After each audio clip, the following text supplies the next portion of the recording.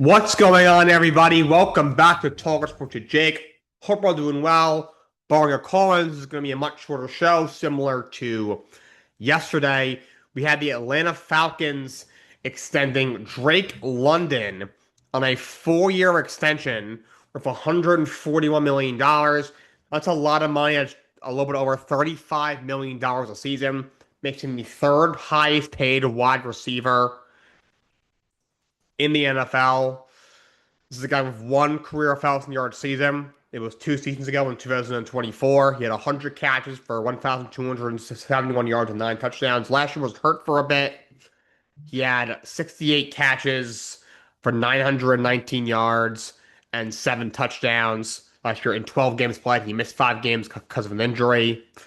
He's been a pretty much steady improver every year. As a rookie in 22, this is a former top 10 pick by Atlanta. He had 72 catches for 866 yards and 4 touchdowns his rookie year. Following year, he had 69 catches, 905 yards, 2 touchdowns. It's been much more of a red zone threat. Had only 6 touchdowns his first 2 seasons, had 16 in the last 2 seasons. Had over 1,200 yards 2 years ago. Last year, just under 1,000. He did miss 5 games, though. He averaged 76 yards a game, so if the math is correct, he's at what? He would have probably been around where he was yards wise, like he was in 2024 last year. So it feels like a little bit of an overpay. London's very good. I think one of the 10 best receivers in football for sure. Isn't one of the first three, but he is going to be just 25 years old this year. From our top to pick, he is very good. He's very key to Atlanta's success.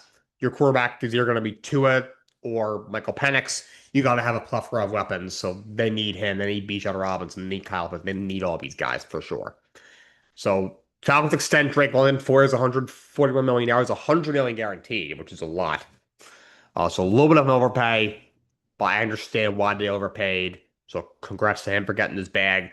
The Steelers extend defensive end Nick Herbig 4 years, $100 million with $42 million guaranteed. Now, not a whole lot of guaranteed, 42 million guaranteed out of 100, but 100 million, 25 a year seems a little bit steep for a guy like him. He's a good player. Last year had 30 tackles, 7.5 sacks, 3 pass defenses, 3 forced fumbles, a fumble recovery, 16 quarterback hits, 13 tackles for loss. Best year of his career. The year before that, he had 22 tackles, 5.5 sacks, 4 forced fumbles, 2 fumble recoveries, 11 quarterback hits. But he's still only going to be 25 years old. He's been getting better every year. He's a disruptive player. 100 million right now seems like a lot for Nick Herbig, but not a lot of guaranteed money. He's getting better each year. He has not been a full-time star to this point. He's missed, let's see, 6 games over the last 2 years. In 3 years in the league, he only has 11 career starts. So he's been a rotational player to this point. You shouldn't be paying $25 million for a rotational pass rusher. That's why I was critical of the Jets signing Joseph Ossai, former Bengal and Texas Longhorn. A kid who I like. I think he's a good player. And he could help the Jets this year. But like 12 million a year for a guy who's going to play maybe 40% of the snaps, if that, is just too much. So, but could he be stepping into a full-time role? TJ Watt's what, 31, 32? In the middle, Cameron Hayward's 37, 38 years old around there. He's going to be retiring probably next couple of years at least, you would think. So I'm assuming they're expecting him to step into a full-time role relatively soon. He was a fourth-round pick a few years ago, so he was going to be a free agent after the season. And didn't want to lose him. This is a much older team. Aaron Rodgers is going to be 42. Cameron Hayward's in his late 30s. TJ Watt's 31 and 32. Ramsey's much older. Problem is, I don't think this defense is all that great, and last year they were the most expensive defense in the league. They got to be up there again this year if they may still have the first spot. But between TJ Watt, Alex Highsmith, and Hayward, now Herbig, Jalen Ramsey, this is a very expensive uh defense. So I still don't know what they were expecting out of it. It's paying so much for it. It was very mediocre last year. I don't expect it to be a whole lot better this year. I don't have super high expectations for the Pittsburgh Steelers. But Herbert gets an extension. Good for him. This is definitely one of those like projecting contracts. I think he's going to continue to get better maybe a 10, 12, maybe 14 sack a year player as a full-time starter within a year or two. We got a new NHL All-Star Game format, which I happen to like. Gary Bettman announced the All-Star Game format this year, was the last 2 years. 2 years ago, he did the Four Nations tournament, which is a major success. He had the Olympic tournament this year. I don't like professional players partaking in the Olympics. I'm not a fan, but it was some incredible hockey. It was really cool to see USA beat Canada in the gold medal game. They hadn't done it in a long time. So it's going to be a 3-on-3 round robin tournaments with 5 countries: Canada, Finland, Sweden, the US, and then the rest of the world team. There's gonna be 5 international squads. Each team will have 11 players on it, 9 skaters and 2 goalies. Each team's gonna play 4 5-minute games. You get 2 points for a win, 1 point for a tie, and 0 points for a loss, similar to in the actual NHL. Top 2 teams in the standings after the round robin tournament advance to the final. It'll be a 10-minute game. The winner of that will win will win the tournament. Each player will the winning team will split the $2 million prize. I don't know what that would be between 11 players. You mathematicians out there can do the math for yourselves. In terms of how the roster is going to be selected, the fans get to vote for 8 players per team. The remaining 3 spots, 1 forward defenseman and 1 goaltender, will be selected by the NHL and the NHL Players Association. As for the skills competition, it's going to highlight younger players. It's going to be 10 players who are no older than 25 years old. There's going to be 6 events. The skaters must partake in at least 4 of them. And the 6 events are going to be fastest skater, hardest shot, stick handling, the passing challenge, one-timers, and accuracy shooting. Top 4 are going to advance into a shootout against the selected All-Star goalies. The top 2 finalists are going to be an obstacle course finale. The winner will win $1 million. I've never been a fan of these All-Star competitions in any sport, making giving players who make 10, 20 plus $1 million a season already more millions of dollars. But you gotta make these All-Star events somewhat entertaining, and that's the way to do it. This seems like it should be very entertaining. Say each one about Gary Bettman. A lot of people don't like him. Something he done said, but he cares about the NHL and he always tries to do what's best for the league. The Four Nations, like I said, was a major success 2 years ago. Sending players back to the limits again. I really wish they would do that. Guys get hurt. Guys get tired out more as the season goes on now because they play an extra few games. But and like the best overall Olympic moments in Olympic history were not with professional players. The Miracle on Ice team in what, 85, whatever year that was. I don't think that year is right now. I think about it. That Olympic team, not a single professional player. A few of them went on to play in the NHL and have successful careers, some more than others, but that was all amateurs, all college players, and that's the greatest Olympic moment in Olympics history, in my opinion. At least for this country, for the United States of America. But it was a major success. Game was really entertaining, and obviously we had that great moment with the U.S. beating Canada in the gold medal game. So Gary Bettman, he tries. He does more than the other commissioners do, in my opinion, in terms of making the league as entertaining as possible. And now to finish off, we're going to do my NBA offseason. Previous years going to continue. We're going to head into the Western Conference. Now, we're going to start with the 3 worst teams, in my opinion, which are the Utah Jazz, the New Orleans Pelicans, and the Sacramento Kings. We'll start with the Utah Jazz. So Utah, I see what they're trying to do.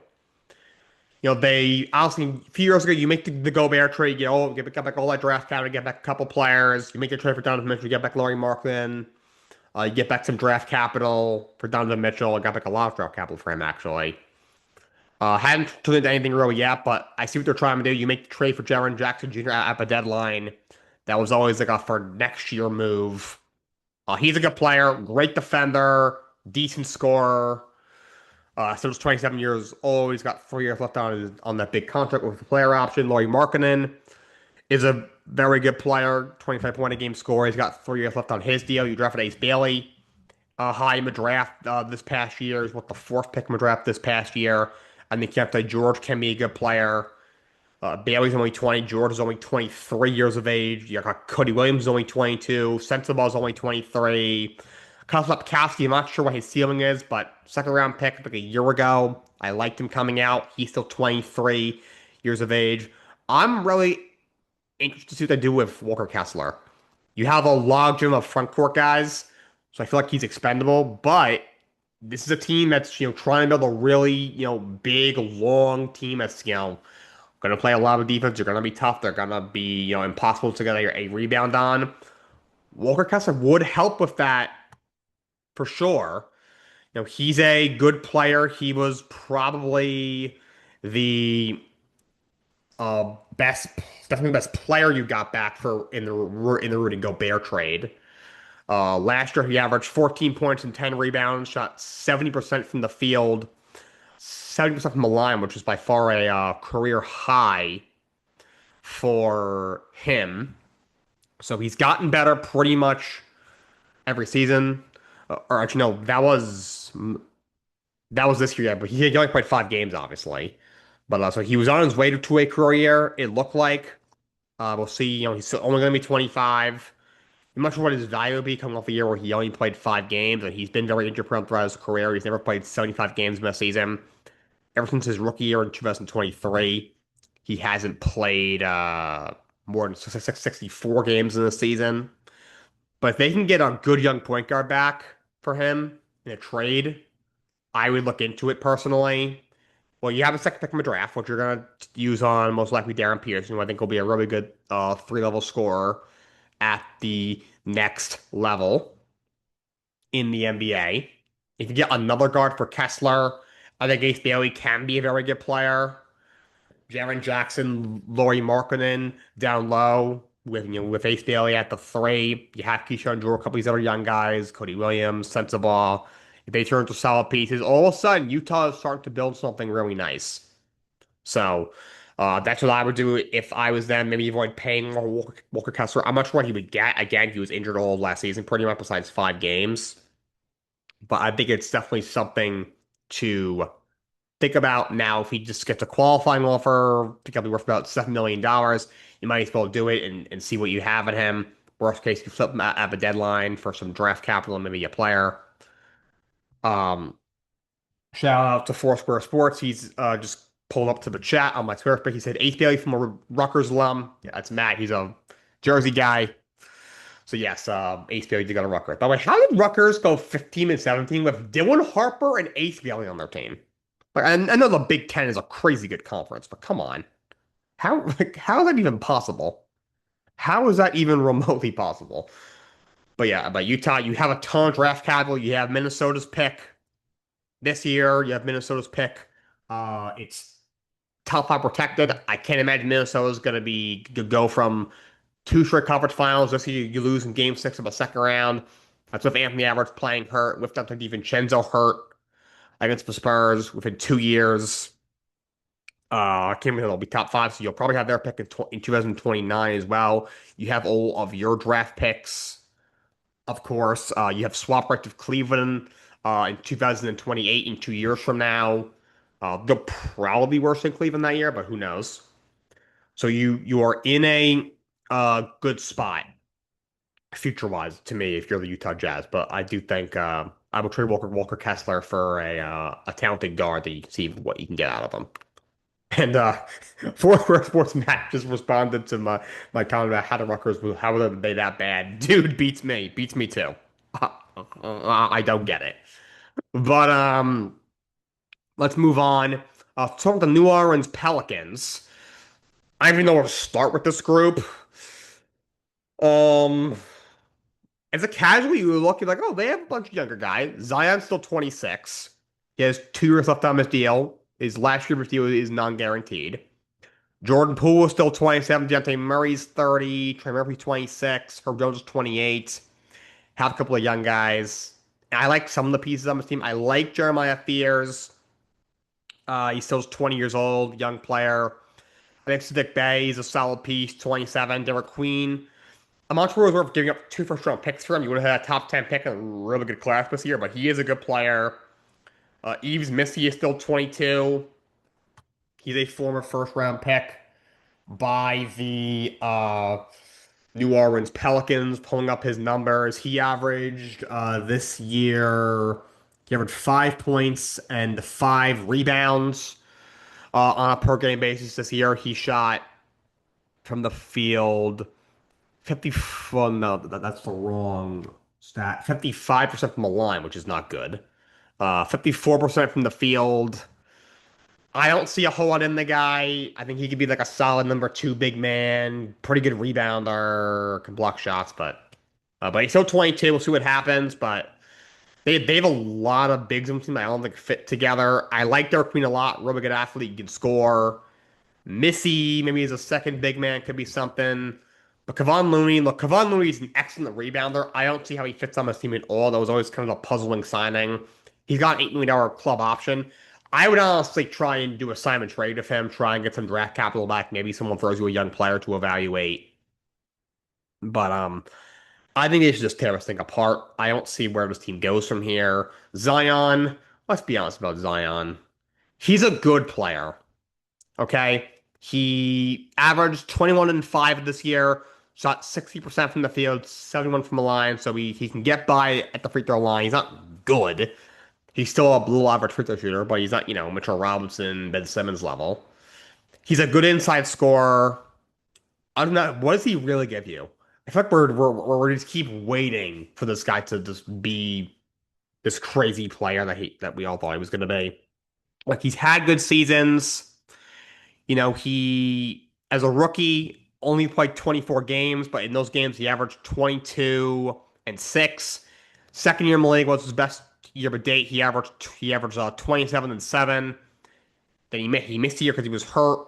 Again, 2023, he only played 29 games, but that year he averaged 26 and 7. But he's never played more than 70 games in the season. Played to 62 this year. He's had 3 years he played less than 30, or 4 years he's played less than 30 games. He's missed a lot of time. The guy's always hurt. And this year, not a good year for him. Actually, the worst year of his career, averaging a 21 and 5 this year for his first career. He's averaged 23 and 6 on 59% shooting, just 32% from three on not even a half attempt per game. So he can't space the floor. He doesn't bring a lot defensively. Great athlete, can score inside, but he's not this great rebounder. He isn't this great playmaker. I just don't know what exactly we're expecting to get from Zion. He's a guy who's going to miss at least 20 to 25 games every year, if not more. I think he could maybe be like a 3 on a good team, but it's a far cry from what we all thought he was going to be. I think somebody had to say it out loud. So I said it out loud. Justin was on last week talking about the Cleveland Cavaliers. He has called Zion a bust many times, and he's right. So kudos to him. And then just like Deontay Murray, I don't know how the Hawks looked at Troy Young and Deontay Murray and thought that would ever work. Didn't they give out 3 unprotected first for him? Good lord. Wow. Uh, I don't know what the guy has left. He has played just 45 games over the last 2 years. This year, he had one of the worst years of his career since 2020. He averaged 16 points a game on 6 assists. He shot just 30% from three, 40% from the field. So Murray, he's not a very good three-point shooter. Doesn't play a whole lot of defense. Decent scorer inside the three-point line. Decent passer. I think he's basically an average starting point guard. Next year, he's going to be due, let's see, $32.7 million, has a $30.7 million player option. So that's not terrible. In today's league, it's actually not horrible numbers. But like, I don't know what they're gonna do. You're not gonna win a whole lot with him. You're not gonna win next year or the year after. Like Jordan Poole is a $34 million expiring salary. I would trade him. Poole, I mean, you know what you're getting. He's an okay scorer. No, in the right system. Like he had the 1 year in Golden State, he averaged 18 in the chip year. That year he shot 90% from the field. Excuse me, off from the line, I imagine from the field. He shot 36 from three that year. But ever since, even the following year when he averaged 20 points a game in 23, he shot from three-point land. He shot 33% from three. Then in Washington, he was better, especially his second year in Washington. He averaged 20 points a game, shot 37% from three. But this year in New Orleans, he was hurt a lot. He came off the bench. In the right system, like I said, I think Poole can be a good player. He can be a 20 point a game or so scorer who can shoot the three efficiently. But Golden State, besides that one year, I mean, the guy's out there with Stephen Curry and Klay Thompson and all these other pieces. He was open all the time. Then Klay Thompson ends up, kind of falling off a cliff and ends up leaving. And Steph gets older, though he's still obviously a fantastic player.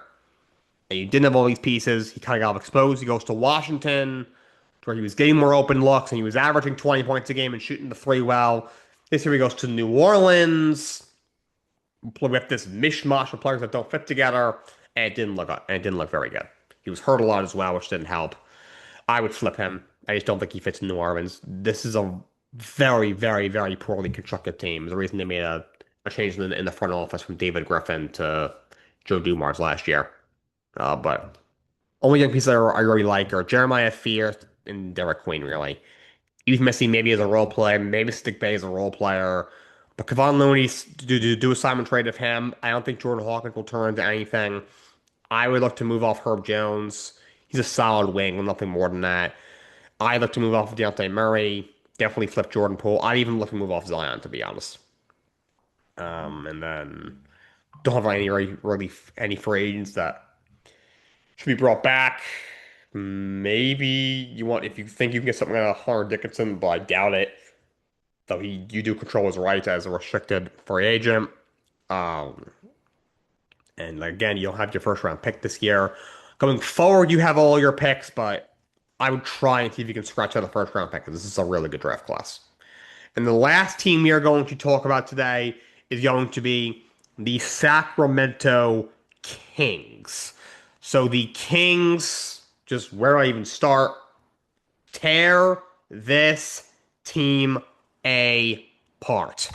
DeMar DeRozan is 37. He is washed, and he has a $25.7 million non-guaranteed salary. Trade him, get something for him. You won't get much, but get anything for him.